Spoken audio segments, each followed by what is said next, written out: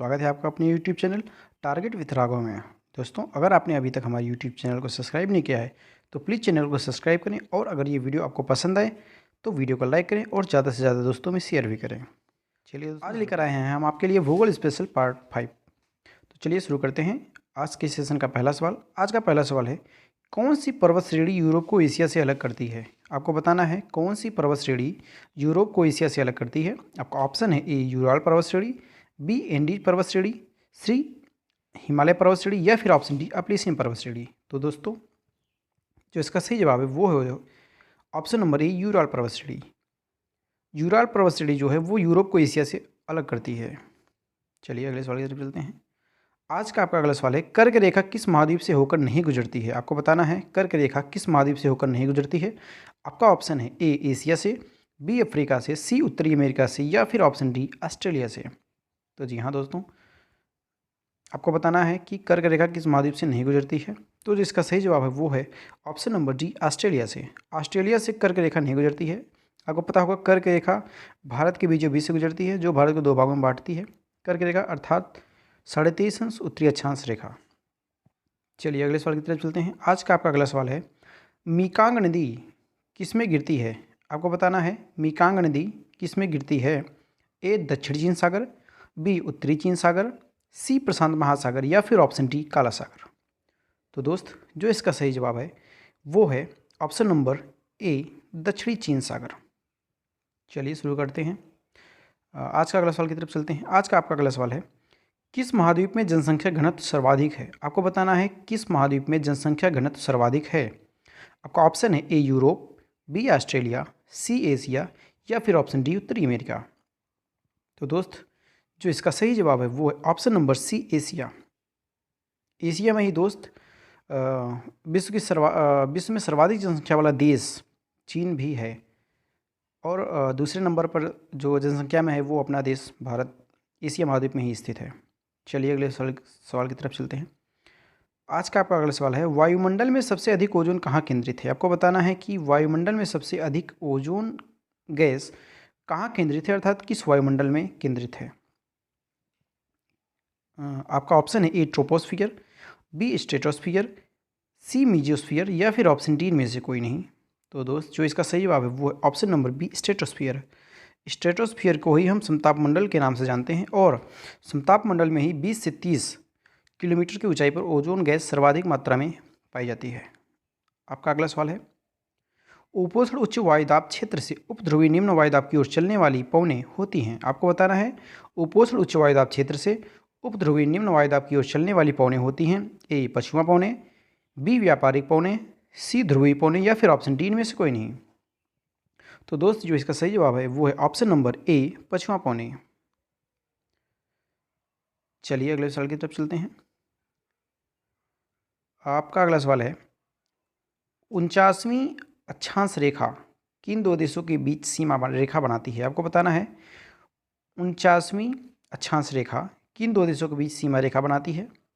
आपका ऑप्शन है A USA और कनाडा, ऑप्शन बी यूएसए और अलास्का, ऑप्शन सी कनाडा और अलास्का या फिर ऑप्शन डी एशिया और अमेरिका। तो दोस्त, जो इसका सही जवाब है वो है ऑप्शन नंबर ए यूएसए और कनाडा। चलिए अगले सवाल की तरफ चलते हैं।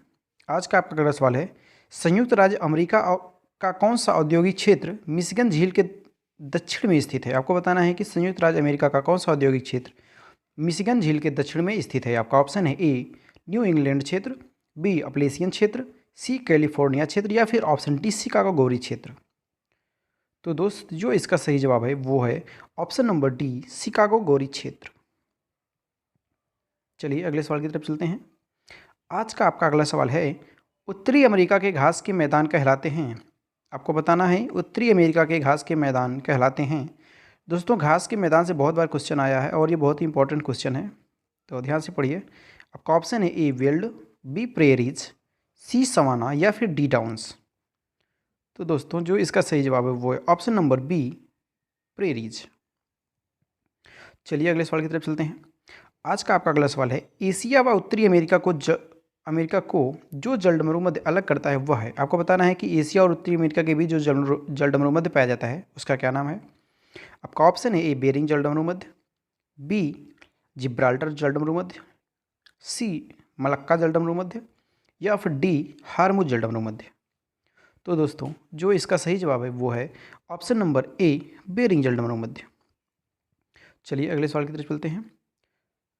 दोस्तों उससे पहले अगर ये वीडियो आपको पसंद आए और आपको लग रहा हो कि वीडियो आपके लिए हेल्पफुल है तो प्लीज़ वीडियो को लाइक करें और हमारे चैनल टारगेट विथ राघव को सब्सक्राइब करें तथा ज़्यादा से ज़्यादा दोस्तों में वीडियो को शेयर भी करें। चलिए दोस्त अगले सवाल की तरफ चलते हैं। आज का आपका अगला सवाल है, जब ग्रीनविच में दोपहर का 1 बजा हो तो उस समय भारत का मानक समय क्या होगा। आपको बताना है जब ग्रीनविच में दोपहर का 1 बजा हो तो उस समय भारत का मानक समय क्या होगा। आपका ऑप्शन है ए सुबह के 6:30 बजे, ऑप्शन बी शाम के 5:30 बजे, ऑप्शन सी शाम के 6:30 बजे, या फिर ऑप्शन डी सुबह के 5:30 बजे। तो दोस्तों जो इसका सही जवाब है वो है ऑप्शन नंबर सी शाम के 6:30 बजे। दोस्तों आपको पता ही होगा कि जो हमारा ग्रीनविच समय मतलब जो हमारा मानक समय है भारत का वो 82.5 अंश पूर्वी देशांतर से लिया गया है जो कि इलाहाबाद के नैनी से होकर जाता है। तो दोस्तों यह जो है ग्रीनविच टाइम से जो ग्रीनविच मीन टाइम है उससे 5.5 घंटा आगे होता है। अतः अगर ग्रीनविच पर दोपहर का 1 बज रहा है तो हमारे यहाँ शाम के 6:30 बजेंगे। चलिए अगले सवाल की तरफ चलते हैं। आज का आपका अगला सवाल है, अरल सागर किन 2 देशों की सीमा पर स्थित है। आपको बताना है अरल सागर किन 2 देशों की सीमा पर स्थित है। आपका ऑप्शन है ए उज्बेकिस्तान और रूस, ऑप्शन बी उज्बेकिस्तान और कजाकिस्तान, ऑप्शन सी अफगानिस्तान और पाकिस्तान, या फिर ऑप्शन डी उज्बेकिस्तान और अफगानिस्तान।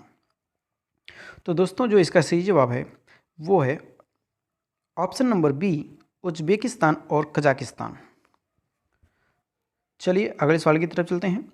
आज का आपका अगला सवाल है, ऑस्ट्रेलिया के किस भाग में सवाना जलवायु पाई जाती है। आपको बताना है कि ऑस्ट्रेलिया के किस भाग में सवाना जलवायु पाई जाती है। आपका ऑप्शन है ए क्वींसलैंड, बी तस्मानिया, सी पश्चिमी ऑस्ट्रेलिया, या फिर ऑप्शन डी किम्बरले। तो दोस्तों जो इसका सही जवाब है वो है ऑप्शन नंबर ए क्वींसलैंड। चलिए अगले सवाल की तरफ चलते हैं। आज का आपका अगला सवाल है, पाकिस्तान की रचना दोआब किन 2 नदियों के बीच स्थित है। आपको बताना है कि पाकिस्तान की जो रचना दोआब है वो किन 2 नदियों के बीच स्थित है। आपका ऑप्शन है ए सतलुज और रावी, बी ब्यास और सतलुज, सी चिनाब और रावी, या फिर ऑप्शन डी सिंधु और झेलम। तो दोस्तों जो इसका सही जवाब है वो है ऑप्शन नंबर सी चिनाब और रावी नदी। चिनाब और रावी नदी के बीच में पंजाब की दोआब भूमि स्थित है।